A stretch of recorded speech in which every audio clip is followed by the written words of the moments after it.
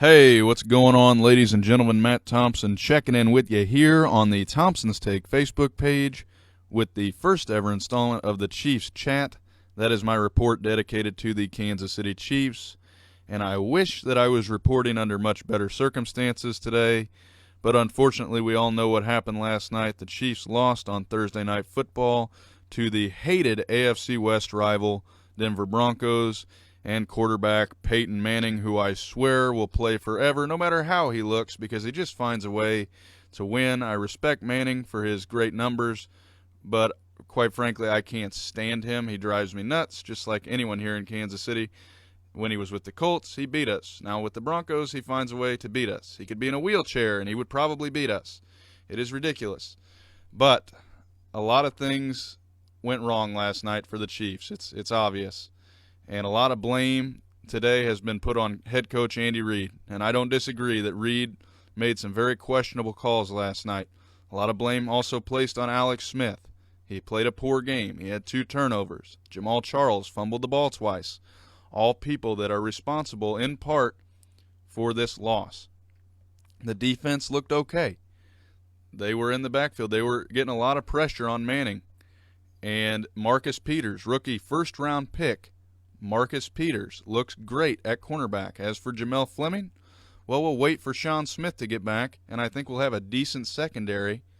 Eric Berry was back. A lot of good things happened last night. Chiefs Kingdom was fired up, and unfortunately, it just went downhill fast. Jamal Charles fumbles in the final seconds of the fourth quarter. The Chiefs don't have a chance to go into overtime, and the Broncos once again defeat the Chiefs. It sucks, guys. I'm sorry, but this is not very much fun. It just ruins the next day for you when the Chiefs lose.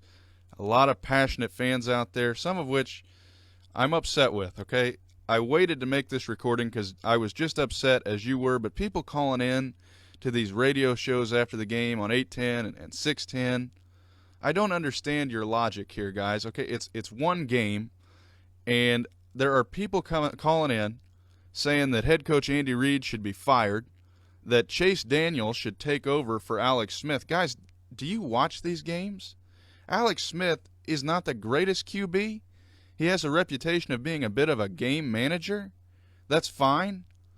We can go back to Todd Haley as head coach and Matt Castle. I don't know who in the world would want to do that. I don't necessarily understand that. And another thing I don't understand is trying to find one person to take the blame for last night's game. Jamal Charles made some big mistakes, a huge fumble there.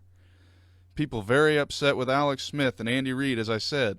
Alex Smith probably be the first person to tell you that he played not a very good game. Andy Reid owned up to some big coaching mistakes. He took responsibility. The Chiefs are 1-1. But as long as we're throwing blame out here, why don't we put some blame on this offensive line? The offensive line, something that's now plagued the Kansas City Chiefs for years. And if you want Alex Smith to step up and throw the ball downfield, again, I'm not saying he played a great game, but DeMarcus Ware was in his face the whole night. If you can't set your feet, you can't throw the ball downfield very well. It is so frustrating to see. But again, one game, long season. I don't see any glaring weaknesses on this team. We get Sean Smith back. Now, Sean Smith's not great, but I don't feel like Jamel Fleming has done a very good job. Eric Berry is back after a courageous battle with cancer. He played his first game in front of Chiefs Kingdom last night in quite a while. And that just proves that football goes so much further than between the lines. Here's a guy that was battling for his life, and now he's going to help battle with the Chiefs for a playoff spot. If I hear one more person, just to end on one more thing that I'm frustrated with certain people this morning, if one more person calls into a radio show and claims that Chase Daniel should take over for Alex Smith, I'm going to go nuts. Chase Daniel, a great college quarterback at Mizzou. Go Tigers. And he is a solid NFL backup. But Alex Smith, I think this team will be far better off with Alex Smith calling the shots. And I think, once again, we just have to realize that football is a team game. And I think there are three main people that probably cost the Chiefs the game, but I don't think you look towards one guy. And you can't be too upset with Jamal Charles. People calling in saying he always fumbles the football. Early in his career, yes. But he's done a heck of a job since then to right that. And he's just a great running back. And I still completely understand running the ball there in the final seconds of the fourth quarter because it's Jamal Charles, guys. If he busts a 60-yard run, this is a different story today. I'm not ticked. You're not ticked. The Chiefs win on a field goal by Cairo Santos. Manning and the Denver Broncos have a flight back to Denver. Sayonara, we'll see you in Denver. We take that game, and we're celebrating today. Instead, we had to watch Manning walk off the field with a big smile on his face as he once again defeated us. Chiefs fans are passionate. I understand that. But I really feel like the Chiefs have a lot of good things in their future.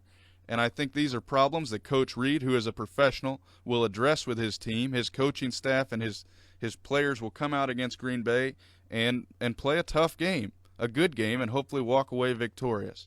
I'm Matt Thompson here on the Thompson's Take Facebook page. If you need to contact me, as always, you can reach me via email at thompsonstake@gmail.com or feel free to simply message me here on the Facebook page. Thanks a lot, guys.